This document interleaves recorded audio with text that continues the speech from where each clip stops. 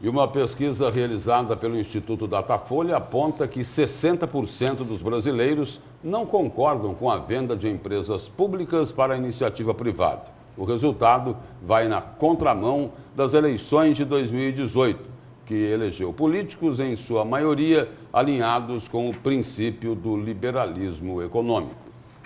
As eleições 2018 consagraram políticos que afirmam estar alinhados com os princípios do liberalismo econômico, seja nos estados, seja o próprio presidente da República, Jair Bolsonaro. Porém, itens associados a este ideário, como a redução de leis trabalhistas e a privatização, são rejeitados pela maioria da população, como aponta uma pesquisa do Datafolha realizada em dezembro do ano passado e divulgada esta semana.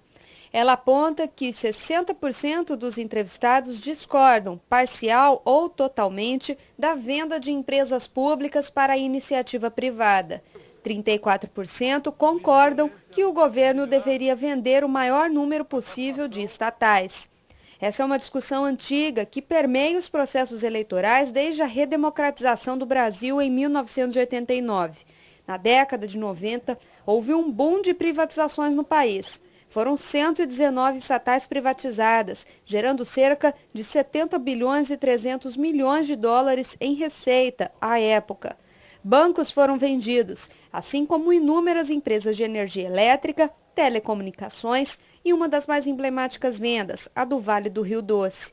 Para este historiador, os exemplos daqueles anos são todos positivos. No governo do Fernando Collor de Mello, o que nós temos de emblemático é, quando a gente fala de privatização, de abertura econômica, por exemplo, é a entrada de carros importados do Brasil. O Collor dizia que no Brasil os carros eram verdadeiras carroças e tudo mais. Isso fez com que a indústria automobilística brasileira desse um salto tecnológico e os preços caíssem. Ou seja, foi positivo.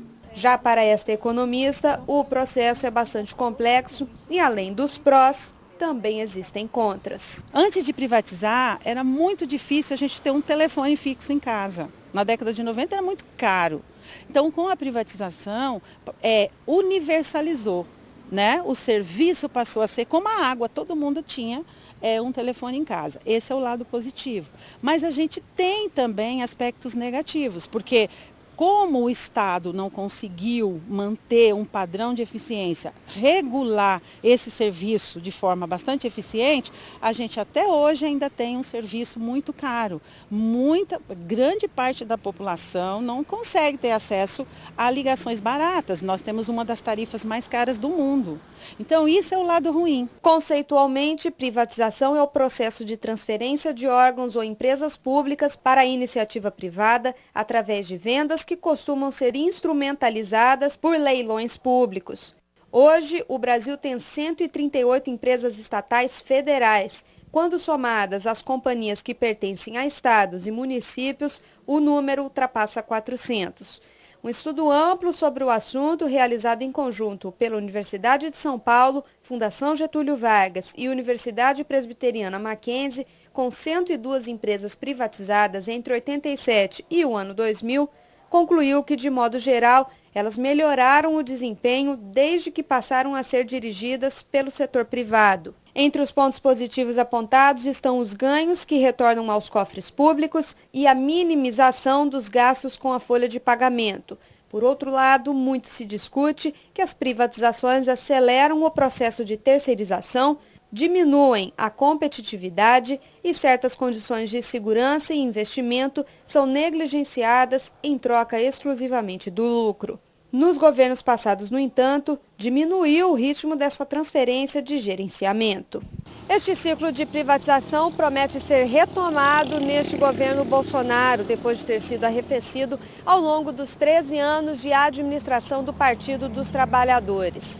O ministro da Economia, Paulo Guedes, manteve a estrutura do PPI, o Programa de Parcerias e Investimentos, que foi montado no governo Temer e que busca administrar, gerenciar as dezenas de propostas de privatizações. O ministro também deve criar uma Secretaria-Geral de Desestatizações para dar mais rapidez ao processo. Saneamento básico é um dos principais focos do PPI. A Eletrobras está na fila, assim como a BR Distribuidora, que é subsidiária da Petrobras. A comparação com países do exterior é feita com certa frequência pelo atual governo e sua equipe econômica, lembrando que a realidade brasileira ainda é bastante diferente dos vizinhos, especialmente porque aqui o governo prefere desvalorizar as empresas para vender a um preço mais baixo do que poderia ser, sendo que o ideal seria valorizar mais o empreendimento antes da venda.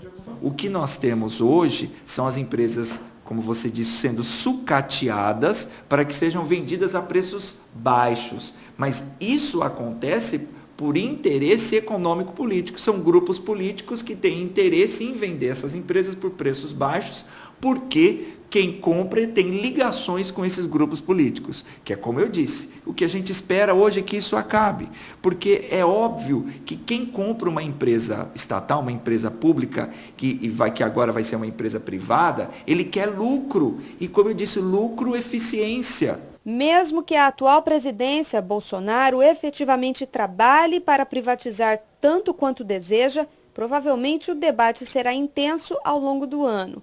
Antes de tudo, é preciso articular com o Congresso Nacional. Além disso, no próprio governo existem divergências estruturais e ideológicas, já que o ministro da Economia defende fervorosamente a privatização.